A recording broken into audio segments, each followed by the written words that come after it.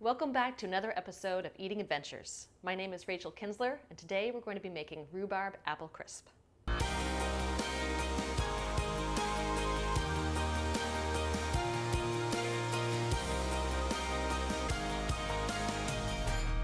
So today we're going to be making a fruit crisp. There's different kinds you can do. Today it's going to be rhubarb and apples and strawberries, but this dish lends itself to all kinds of varieties. You could do it with a stone fruit mixture, peaches, nectarines, plums, things like that. You could do either one of those or combinations with rhubarb or strawberries. The one I'm doing today with rhubarb is special because not many people use this ingredient. It is very tart and pairs really well with strawberries. By giving the strawberries and the apples in there, it mellows out the tartness of rhubarb and keeps it a bit sweet without becoming too overpowerfully cloying. So this is rhubarb. It is similar to celery in texture and it looks a little bit like that in color, although rhubarb will have red at the base of it and sometimes it will be more red than other times. This one is particularly green. I actually grew this in my own garden today and it comes back year after year. It is a perennial. If you plant it, it's a ball that you plant in the dirt. It will then come up giant stalks every spring and stay generally now throughout the summer. For this dish, you will need about 4 to 5 apples, 1 to 2 cups rhubarb, 1 pint strawberries, 1 cup white sugar, 1 cup brown sugar, 1 3/4 cup all-purpose flour, 1 3/4 cup quick cooking oats, a teaspoon of ground cinnamon, and a cup of chilled butter. So your first step will be to preheat your oven to 350 degrees. Now we're going to butter our dish. You can use a spray-on for this, or as I'm using a stick butter, you can just rub it in all over the sides. And that will keep your fruit from sticking to the bottom. So now we're going to be chopping up our fruit. I'm going to be starting with apples. You can use different varieties for this. Some of them hold up better to crisps than others. I would not use a Red Delicious, it can be kind of mealy, and Granny Smith would be too tart for this. Right now we're using a Red Gala, which can work, but Honey Crisp would be really good as well.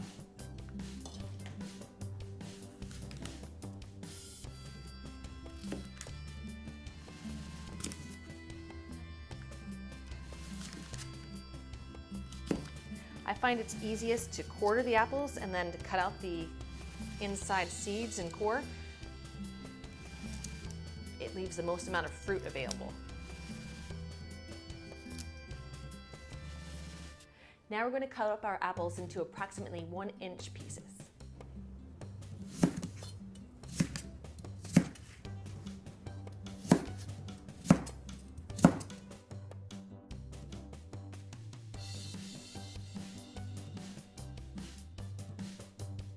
Now we're going to core and chop our strawberries, also into similarly 1-inch pieces if possible.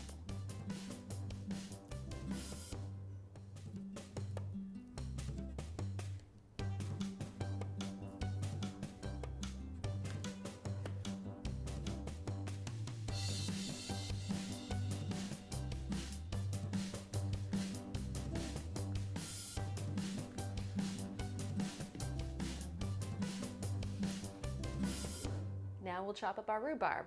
This one will be the smallest amount because it's the most powerful flavor.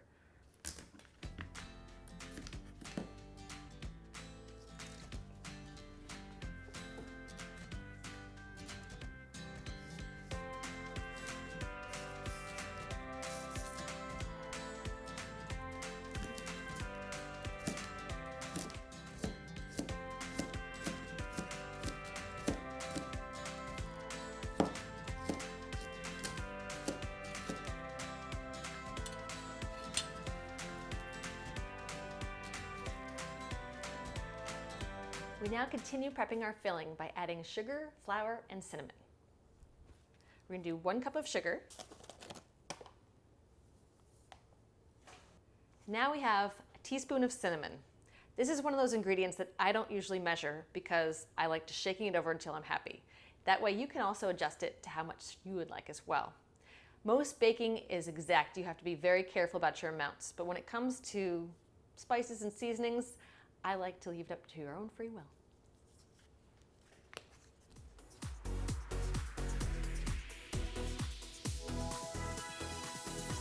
Now we mix up all of our filling.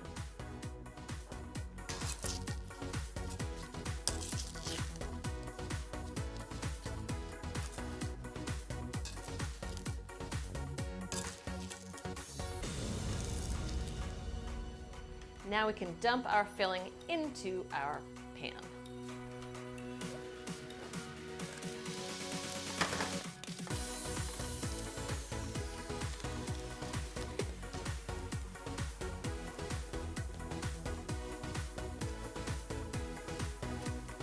We set this aside in order to create our topping. We first have 1.5 cups of flour,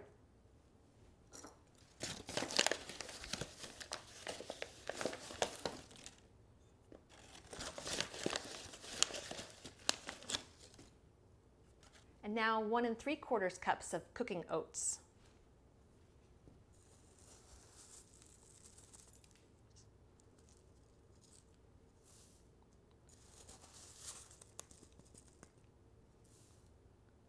And now we have 1 cup of brown sugar. Unlike white sugar, which settles into your measuring cup very easily, brown sugar doesn't, so you need to pack it down to measure properly. So the final ingredient for your topping is butter. And I will not lie, this is not a healthy dish. We're putting in a full cup of butter along with all of that brown and white sugar. You want to make sure that your butter is chilled beforehand so that it's the right temperature for mixing with topping, and that way it'll melt in the oven appropriately.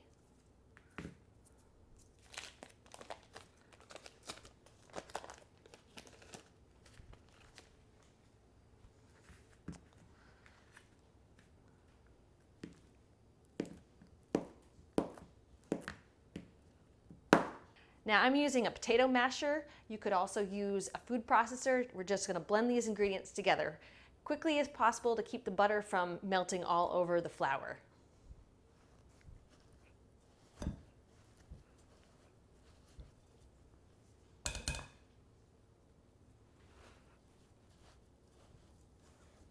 One of the reasons why you want your butter to be cold is because it will stay in its form without melting everywhere, and you don't want it to melt and form bigger chunks. That's already happening to me here, which is why I'm going to hurry up with this, because you'll have big clods of butter not evenly mixed in with your other ingredients. But if it has butter and sugar, really, it'll still be good.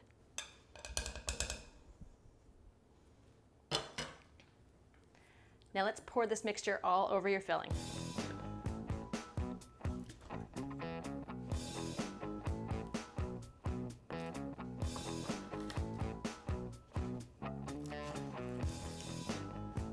So as you know at home, sometimes cooking is not exactly perfect, and we're off by amounts a little bit. I have a lot of topping here. We don't have to use it all. Use your best judgment. The topping is one of the best parts anyway. But if you need to make adjustments to a dish, you can do that. Now it's ready to go in the oven. We'll put it in there for 45 minutes. It'll get all bubbly and gooey, and the top will get crispy. Now we're done. We are ready to take our crisp out of the oven.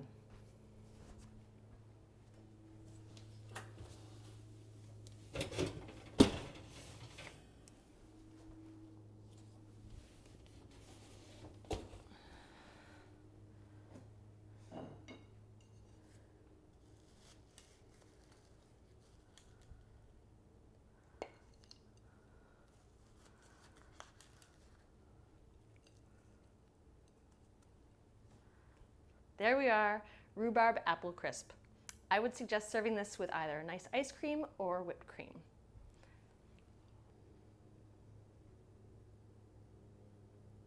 For more recipes on rhubarb and other crumbles, come to Baltimore County Public Library. We have books like this one, Perfect Pies and More, plus plenty more material.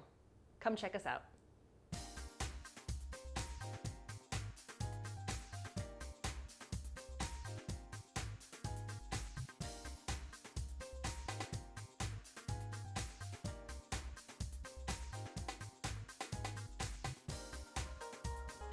Thanks for joining me. Come back next month for another episode of Eating Adventures.